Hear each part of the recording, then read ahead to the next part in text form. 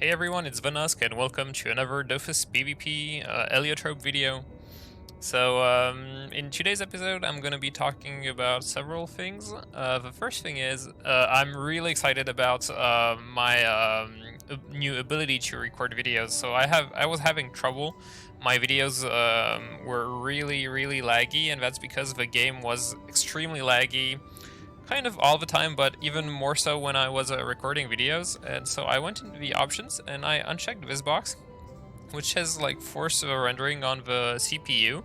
So I unchecked it, and the way I understand it, even though I don't know anything about computers, is that now it's actually my GPU that's gonna do the calculations, and it's the same thing for my recording. And so I think that these both together kind of work better. And well, anyways, I've found a massive improvement in my lags and in my recording. So not only has my gameplay gone up because I have more seconds to play my turns, and its turns in Dofus are already pretty short, but the video quality is even better. So I just had to delete old recorded footage because it was literally unwatchable, and I've recorded several new games which I'm gonna show you today. The second thing I'm going to be talking in this video is gear, and we'll jump right into it. In this video, I'm going to be mainly playing two elements. I'm going to be playing the traditional standard fire gear with some variations depending on matchups, but I'm not going to be talking about this one today. I'm going to be talking about a new version of the agility era Eliotrope build.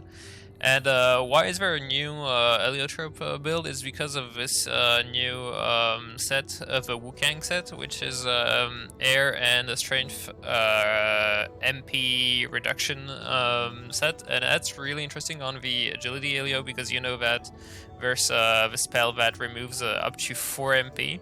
And it becomes pretty interesting once you're able to get a bit of a reduction to fairly reliably play this spell for its reduction effect. Considering that most people just won't put any MP parry against Eliotrope. So this mode is not designed by me originally. It was designed, as far as I know, by a Xelor YouTuber, which is called Infinities, which I highly recommend. So he's playing this version of a build, and there's a lot of variations you can do on this build. So he's playing two Varivina, I think it's I can't remember what it's called in English. A 2-piece Wukang set and 2-piece Salvation Spirits set. I really have to get better at English sets. I'm sorry, I play the game in French, but I'm trying to make these videos in English. So there's a couple variations of this build you can make. You can go for a full Wukang if you want. You can just put the Wukang helm. You get the same stats. You get a bit more of MP red. Damage is pretty much the same. You can also go, instead of a Salvation set, you can go for a Queen of Thieves sets.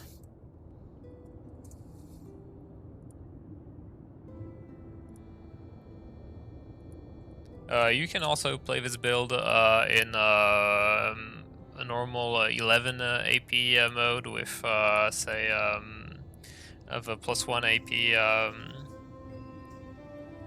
belt, which frees up, for example, this slot, and here you can put, for example, this pet, which will up your damage quite significantly, but in exchange you'll lose your air resistances and you'll lose 1 AP. So you can play with what you have. What's interesting is having this at least 2 pieces of Wukang set, which gives you a nice MP reduction, and which allow you to play a bit of a hybrid Eliotrope, which I really enjoyed. So I'm still going to be experimenting, trying to find what's the best agility build for me. Of course, everyone has their own playstyle, so what's good for me might not be good for you. So this is a build I'm going to be showcasing in this video quite a lot. I've been enjoying it. It's really fun, especially when you have like above 12 AP and you're able to do 4 AP spells in a turn. That's like really satisfying to do. So yeah, let's just jump into the games and the commentary. Okay, so in this first match, we're playing against an IOP. So it's Strength Distance IOP. I think it's one of the most iconic matches. Strength Distance IOP against Eliotrope. I just love them. They can hit you pretty hard, and you have to be better than their leap and cat type bow. So in this mode, I'm playing the air agility mode because I figured that if you reduce their MP every turn, they're gonna have trouble reaching you. So here on the first turn, I'm debating how to hit him on first turn. I see that I have a line of sight here. I figure that I don't have to. Well, I actually close the portals, create some distance by pushing him back. And yeah, look at this. Look, I'm able to record and I have the animations on and everything. It's actually really pleasant. So he just hits me from a distance. He finishes next to a portal, so it's really easy to hit him. Yeah, he loses a free MP on this turn, so the mode is really working out. Again, he just leaps and I can't high bow. As I told you, this matchup goes like this pretty often. So I put down a totem because I figure that the match is not gonna last only 1 or 2 turns, and I better start healing up. Again, I'm gonna hit him. I see that the redirection is not gonna be good for me, so I have to close the portals. Again, he leaps. He's gonna be doing pretty much the same thing every turn. Here he goes for some erosion, but unfortunately for him, with his spells, he's able to tank for quite a while. I've been hitting him every turn, and he's still at 2,000 HP. So I'm debating what to do at this point. I decided to outmap him, and I do a small mistake. I didn't see that the portal would disappear, so I thought I would be able to hit him. It doesn't really matter. It would have been only 1 spell anyway, but it's still a small misplay. I've created a lot of distance between him. He can either try to come back on me, but no, he decides to stay on the portal. I think most of the time that's a mistake for the enemies when they do that, because they're just going to lose a lot of momentum. Here I see that I'm going to be just able to hit him with a convulsion. Yeah, so he decided to stay on the portals. He didn't gain any distance, and he got hit. So overall, a huge loss for him. I think I don't know what he's going to do at this point. Probably try to rush me, but he finishes next to a portal. I see that the one is going to disappear, so it's going to be really easy to hit him again. I unlock his ivory, boost myself, heal up because I don't want to die, and finish outside of his range. Here he can just eye up sword me. I don't have a good redirection for him at this point, so I'm probably just gonna put him back down and create some distance again. Yeah, that's what I do. Here I'm debating whether to put down a portal or not, but I'm not exactly sure what he's gonna do, so that portal would have probably not ended up helping me. Here he procs my Sparkling Silver Dofus, which I think is a mistake. I'm gonna outmap him again, and I see that I can hit him through the portal that's remaining down. That's the one of advantages of playing air, is that your spells actually have 6 range, so you can hit him from pretty far. He's gonna rush me. I see that he's gonna proc his Sparkling Silver Dofus, so I really have to go for the kill on this turn. So I decide to do the biggest redirection I can. So I put a portal above him. I put a second portal down so that it reaches the other 2 portals first, and I go for the kill. I get a little bit baited by the ivory, but I end up having enough damage, and that's it. So in this second match, we're playing against a Sadi. So in my opinion, it's one of the hardest matchups because you just don't have an easy way to kill summons, and the MP reduction is really hard to play against. And now that they get control over summons, it gets really hard. Well, you'll see that in this match, if he wasn't controlling his summons, maybe the outcome would have been better for him because he was really bad at placing his summons. So probably the spell was a nerf to him, but overall it's just much stronger. So I just go for the AOE so I can clear a tree and his doll at the same time. Will almost kill the tree. Doesn't really matter. I also put both of my portals next to each other. Again, it doesn't really matter because he's probably gonna close one of them, so it's not gonna be that bad.